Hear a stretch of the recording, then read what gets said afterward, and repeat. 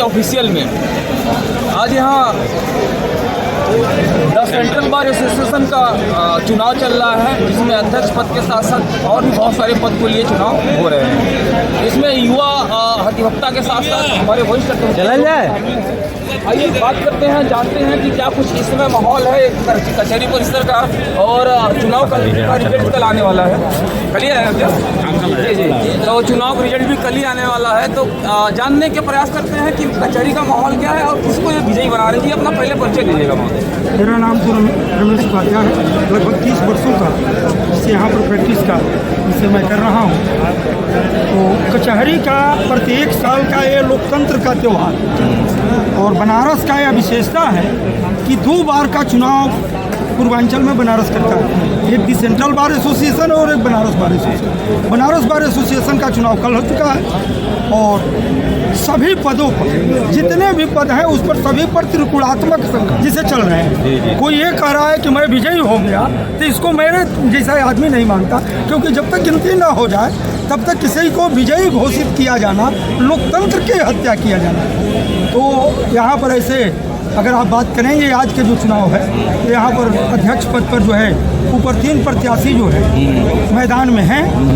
उसमें एक पीपी गौतम जी को लोग कह रहे हैं कि वो भी जिसे दावेदार हैं, माने चुनाव में बढ़िया ढंग से लड़ रहे हैं। उसके बाद शशिकांत दुबे जी को भी लोग कह रहे हैं कि वो भी चुनाव में जिसे विशेष रूप से उनकी अहम भूमिका है और लड़ रहे हैं। और तीसरा एक जो है पटेल जी हैं, वासुदेव पटेल जी, उनको लोग कह रहे हैं।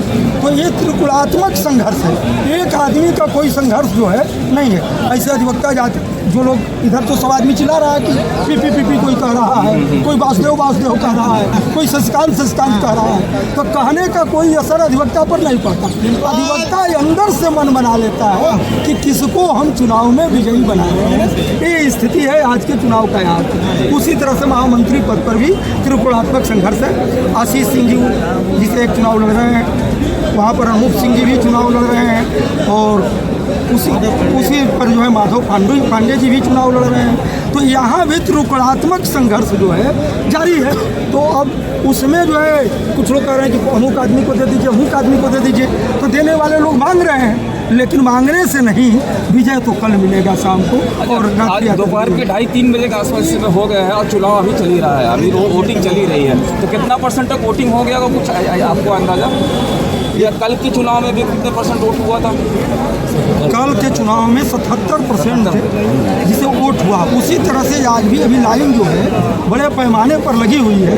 तो यहाँ भी हम लोगों को विश्वास है कि लगभग जो है 77% ये पूरी लाइन लगी हुई है।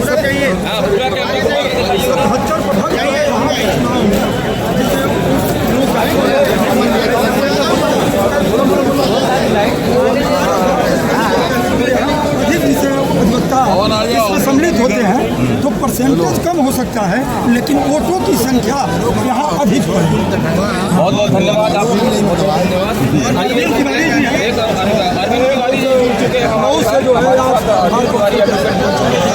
चुनाव के विषय में क्या कुछ कहना चाहिए? यह चुनाव जो है हम लोगों का लोकतंत्र का पर्व है। जैसे होली दीपावली दशहरा आता है, वैसे हम लोगों का यह बार एसोसिएशन का अपना चुनाव जो है हम लोगों का यह लोकतंत्र का पर्व है। और सारे अधिवक्तागण खुशी से उल्लास के साथ इस त्यौहार को मनाते हैं। आज आप जैसा कि देख ही रहे हैं, यहाँ पे हर्षोल्लास का माहौल बना हुआ है। शांतिपूर्ण ढंग से सारे अधिवक्ता भाई अपने मतों का प्रयोग करके अपना नेतृत्व चुनने का काम आज करेंगे। मैं तो बार काउंसिल का प्रत्याशी हूँ, मऊ में प्रैक्टिस करता हूँ। इस त्यौहार में भाग लेने के लिए सारे साथियों का मनोबल बढ़ाने के लिए बनारस की काशी की धरती पे आया हुआ हूँ। आप सभी लोगों को नए साल की मैं बधाई देता हूँ। आपके चैनल के माध्यम से सारे अधिवक्ताओं को नए साल की बधाई देता हूँ। और अपने काशी विश्वविद्यालय से मेरी शिक्षा दीक्षा हुई, मेरा काशी से बहुत लगाव है। आज लोकतंत्र के पर्व में शामिल होने के लिए मैं आ गया। सभी लोगों से मेरी तरफ से सभी अधिवक्ता साथियों से आप एक मजबूत और कुशल का चयन करें जो अधिवक्ता हित में आपकी आवाज़ को बुलंद कर सके। बहुत बहुत धन्यवाद, बहुत धन्यवाद आपका। और भी अधिवक्ता लोग हमारे साथ जुड़े हुए हैं, युवा अधिवक्ता भी आए हुए हैं। यह चुनाव हो रहा है और भाई शालीनता के साथ बड़ी सरगर्मी बना करके और शालीनता में भी सरगर्मी है। सभी वरिष्ठ बुजुर्ग अग्रज कनिष्ठ सभी जुड़े हैं। फिलहाल किसी परिणाम को सटीक नहीं कहा जा सकता, सटीक नहीं कहा जा सकता, लेकिन सब लोग अपने अपने प्रयास को लगाए हैं। सबका अपना अपना प्रयास जारी है। अभी वरिष्ठ गुरुजन ने बताया कि त्रिकोणात्मक संघर्ष है, बाकी पूर्ण काफी शांति से देख रहे हैं संपन्न हो रहा चुनाव, इसमें पुलिस अधिकारियों यहाँ पुलिस की कहीं कोई भूमिका कभी नहीं रहती है।